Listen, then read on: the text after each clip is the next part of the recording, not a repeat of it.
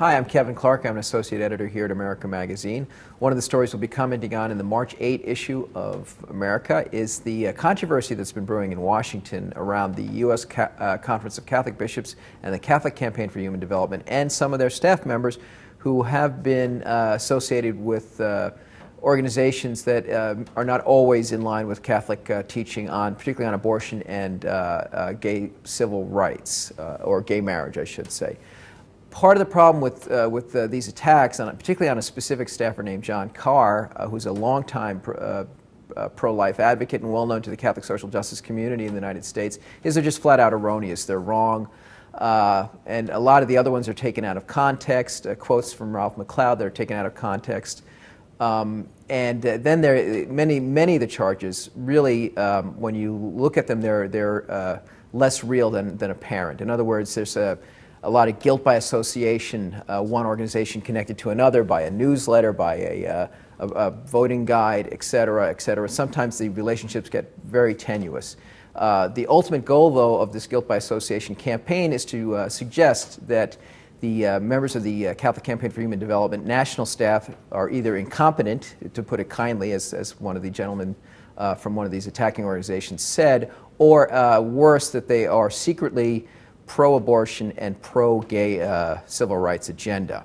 One of them, Dale Hudson, is calling actually for a Tea Party-like movement within the Catholic Church to basically to drive out the dissenters and liberals among us who are, in their eyes, destroying the church. The long-term goal of this kind of operation, well, clearly is to embarrass the Catholic Campaign for Human Development, embarrass specific members of USCCD staff, or USCCB staff and Catholic Campaign for Human Development staff, and perhaps to work at weakening positions in the faithful citizenship document that would give some leverage to pro-life Catholics who want to vote for pro-choice candidates. This seems to be a real sticking point with members of the pro-life community, and possibly their goal here with this kind of campaign is to turn the language around in the faithful citizenship statement.